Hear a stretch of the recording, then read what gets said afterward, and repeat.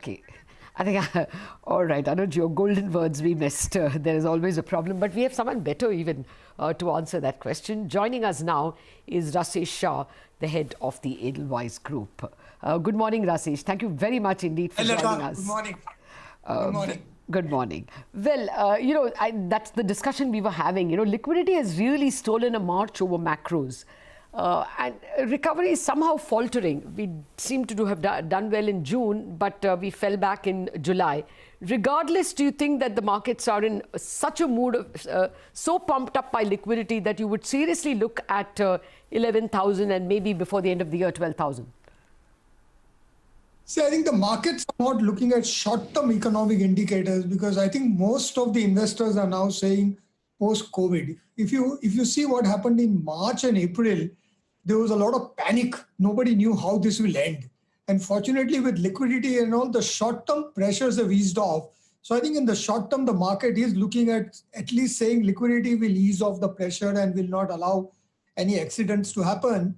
But in the medium term, everybody feels that there will be an end to COVID, maybe December, maybe Jan, Feb, and everybody is looking at post-COVID. So in a way, I think most people have written off FY21 from all economic indicators, whether GDP growth, corporate earnings point of view.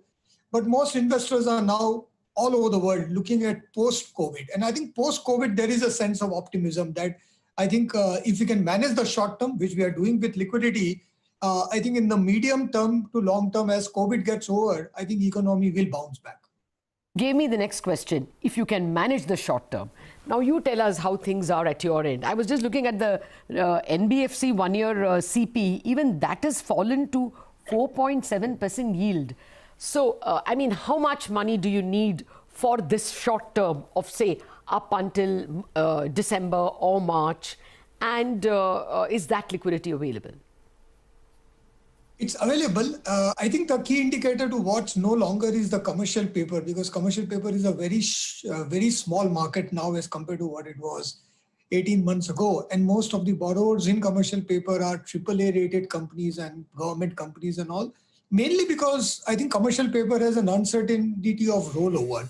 So no NBFC which will use commercial paper for any even medium term financing because you don't know whether markets will get worse and you won't be able to roll over. So most NBFCs have decided until things stabilize, commercial paper is not a reliable source of funding for them. It's there for emergency, but I think emergency has got managed over the last 18 months. I think the key one to watch is the 1 to 2 year or maybe the 1 to 3 year bond of NBFCs. Their yields have fallen, but not as much as what you are seeing in commercial paper.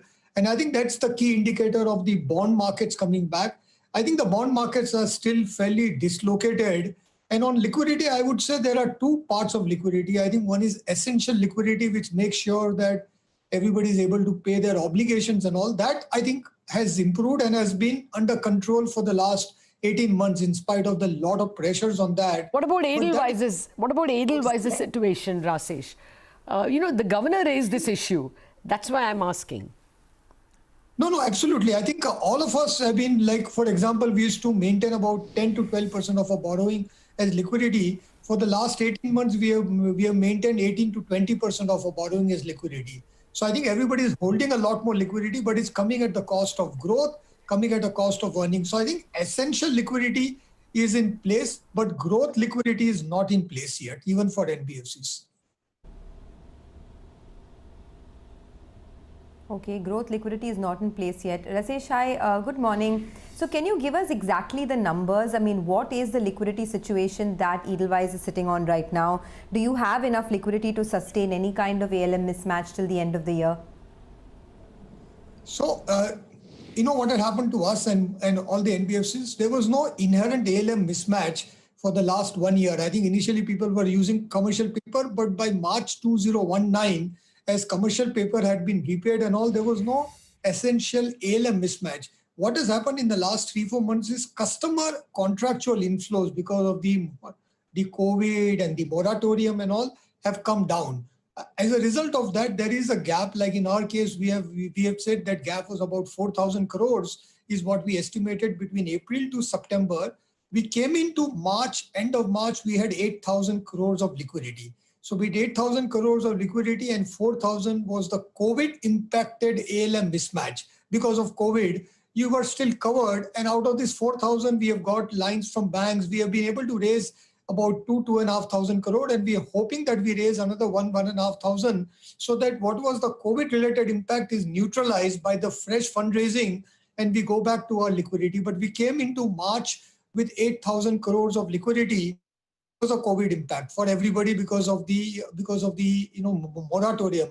So there was no inherent ALM mismatch, but obviously we all have offered moratorium to our clients, and as a result of that, there was a gap in inflows and outflows. Okay. So, I mean, this is the problem. If the guys in moratorium are not paying back to you, or those who have given you, public deposits are asking back ahead of time, are you prepared for that? That's the question Sonia was asking. As well, I mean, do you have any capital raising plans therefore? So I think on that ALM, we have been last 18 months, we've been maintaining whatever is our need for the next 365. We've been holding that. In normal times, we were holding about 80 to 100 days, about 3 months. What you hold after ILFS, we all have, and actually, fortunately, it's a good thing that COVID happened post ILFS. I think 18 months COVID ILFS happened, so everybody has improved their liquidity buffers. Everybody their liquidity reserves. So I think we are okay with that. On capital raising, as you know, Edelweiss is a diversified company. So in credit, we are okay. We have capital adequacy of 21%, liquidity is okay. But for our advisory businesses, asset management and wealth management and even insurance, we need to raise capital. So we have indicated that we will raise about 1,500 odd crores in those businesses for the growth of those businesses. Now, if you can tell us about asset quality, how has the LAP book behaved? And even moratorium itself, what's the percentage? So when we started, Latha, in April, moratorium was fairly high because of two reasons. I think one was there was so much shock that everybody was just holding back liquidity. And also a lot of people thought that the moratorium is equal to interest waiver, because unfortunately there is no actually Hindi word for moratorium. So when you deal with a lot of retail clients and SMEs and all, nobody understands what is a moratorium. It's either maafi, which is, an interest waiver kind of a. So we have all invested a lot in educating clients. We have done more than 5,000 calls every day with our clients, explaining to them how this will work out and all. So in April, the percentage of a retail portfolio which was under moratorium was about 43-44%. By June, this has come down to 28%. So we are seeing a steady improvement as economy is opening up, but as customers are also getting educated that moratorium doesn't mean they won't pay interest on that. So a lot of customers who have the cash are opting to pay it off and maybe avail of fresh credit facilities which banks are giving. And banks have a COVID emergency line. There is an MSME Atmanirbhar line. So I think as these schemes have rolled out, in June, we have seen a huge improvement in customers asking for moratorium. So the percentages? As I said, in April, we were at 45. By June, we are down to 28. And the LAP book? So the LAP book is also part of this, because a large part of the LAP book is also SME and business loans, which are collateralized with properties. So this all falls part of that. So it's 28% in June. We are hoping it improves even further as economy improves and as banks are disbursing to a lot of SMEs and others and under these new schemes of the government. What is your best guidance then on both asset quality, what may be your GNPA, and therefore your provisioning, your credit cost? See, I think overall credit cost for all of us in retail used to be about 80 to 100 basis point. If you look at banks, you look at most NBFCs, of course, depends. If you have a home loan portfolio, it is lower. It was 30-40 basis point. If you have an unsecured portfolio, it was higher by 200-250 basis point. But average NBFC, and for us also, the credit cost on retail portfolios used to be 80 to 100 basis points, between 0.8 to 1% of your portfolio. I think across the industry, we should be prepared for a doubling of that. So I think most likely credit cost will go from 1% to 2% per year for the next 2 years, for FY21 and for FY22.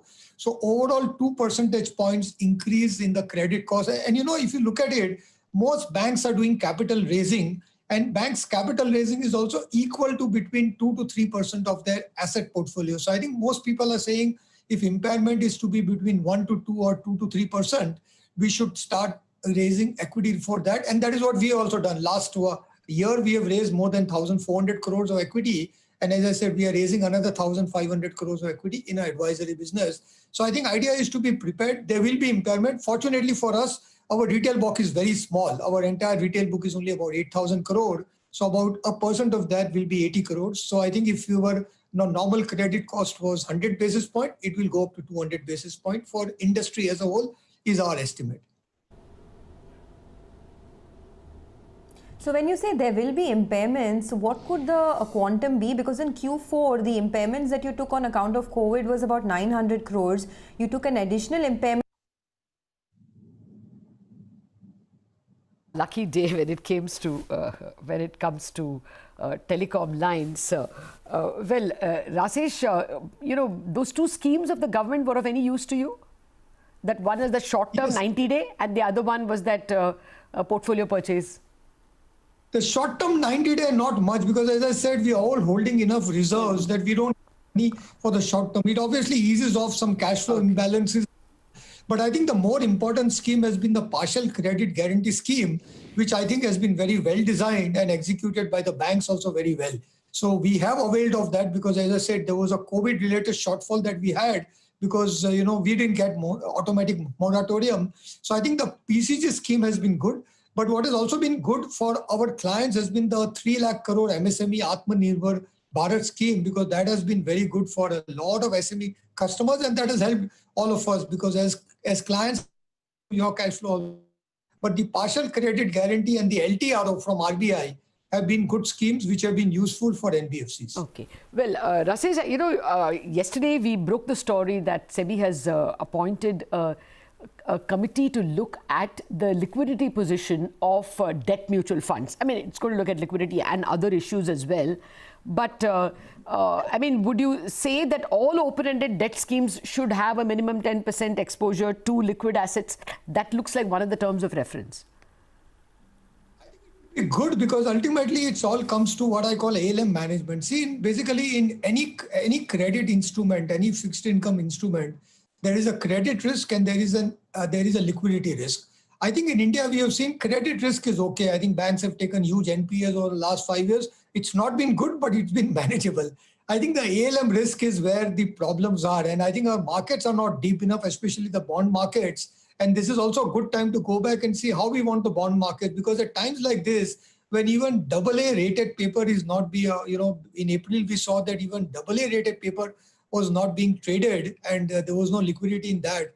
How do people plan for that? So I think the mutual funds have to go back, the debt schemes have to go back and look at their ALM strategies, and SEBI should come out with some guidelines on what kind of ALM to be managed, because RBI has that for banks. If RBI has that for banks, I think SEBI will have to have it for mutual funds, because being an open-ended, overnight, NAV-driven fund, it's very important to manage your liquidity also.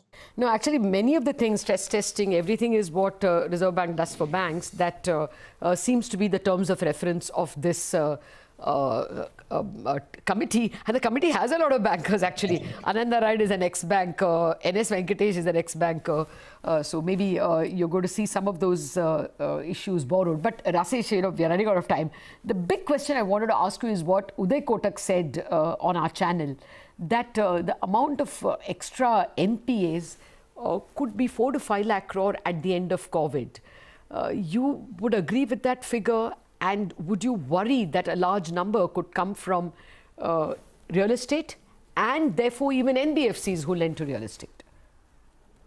Actually, if you see, wholesale has not got that deteriorated, because wholesale last 4 years post demonetization, then GST, especially in real estate, RERA, after the implementation of the new law, plus ILFS, after ILFS, I think wholesale has got stress tested a lot more pre-COVID. So I think the larger worry is on the retail portfolio, especially unsecured retail portfolio, which are usually short-term also there. So ability to catch up is not there, and where the collateral is not there. So I would say the larger impact will be on credit assets which are non-collateralized, unsecured, and which are shorter term.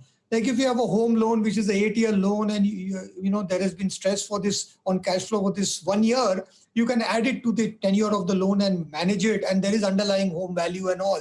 So collateralized portfolios and the longer term loans will be able to manage. The shorter term will have some challenges. I think 4 to 5 lakh crore NPA would be about 4 to 5% of the total credit assets in the system. The total credit assets are 100 lakh crore, so 4 to 5 lakh crore is 4 to 5%.